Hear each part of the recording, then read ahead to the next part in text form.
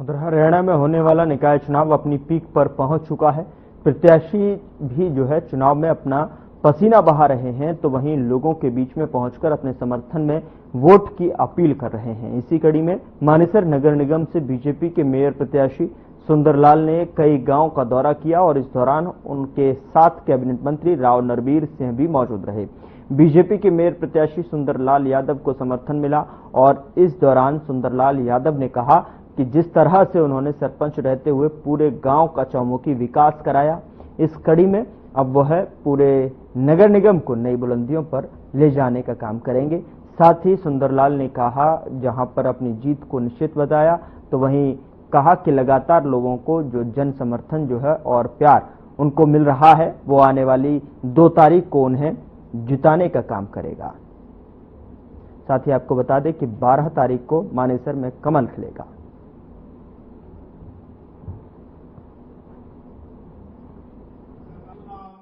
देखिए, आप लोग देख सकते हैं कि यहाँ अभी वजीरपुर गांव में सुबह से हमारा चौथा गांव का कार्यक्रम था और अभी भी लगातार हमारे कई गांव के कार्यक्रम है। उसके बाद रात में शहर के कार्यक्रम होंगे।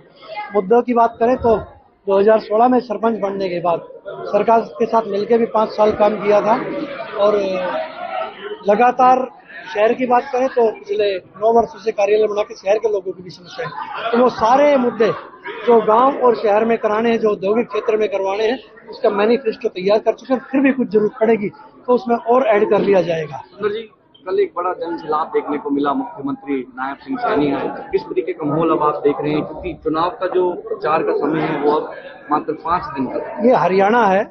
हरियाणा का जो मतदाता है, यहाँ की जो देवतुल्य जनता है, वो बहुत जागरूक होती है।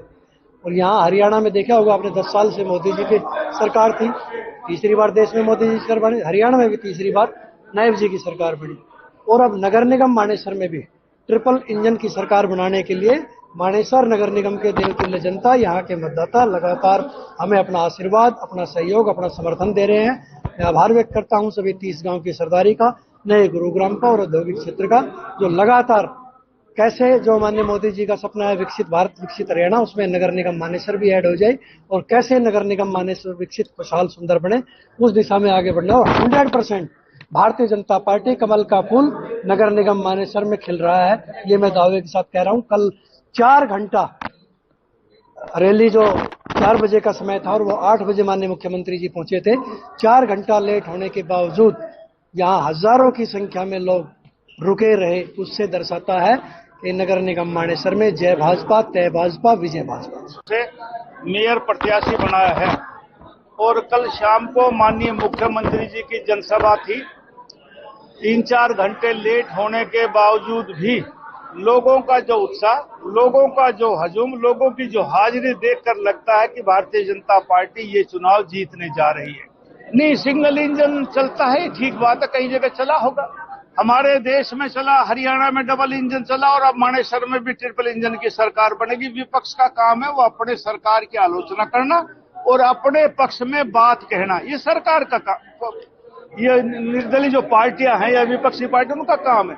सरकार अपना दायित्व निभाओगी, वे अपना दायित्व निभाओगे। मुझे विश्वास है अपनी जनता के ऊपर कि ये जनता गुड़गांव और मानेसर नगर निगम की भारतीय जनता पार्टी के कमल को खिलाने जा रहे हैं। सर, आप बार-बार इस बात को कह रहे हैं कि आपराधिक छवि के लोग मैदान में हैं, क्या इशारा? ये मैं नहीं कह रहा, ये इतिहास कह रहा है, थानों में दर्ज रिपोर्ट कह रही है।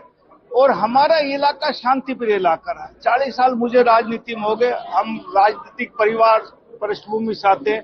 हमने इस अहिरवाल में कभी नहीं देखा कि जिसकी राजनीतिक पृष्ठभूमि ठीक ना हो, जिसका क्रिमिनल बैकग्राउंड हो, वो चुनाव लड़े और यहाँ की जनता उसको जिता दे। देखो, प्रजातंत्र में चुनाव लड़ने का हर एक आदमी को अधिकार है, उसमें क्रिमिनल भी लड़ सकता है और किस्म के लोग भी लड़ सकते हैं, लेकिन लोग चुनते नहीं है। और मुझे पूरा उम्मीद है इस बार भी लोग इन क्रिमिनल लोगों को नहीं चुनेंगे।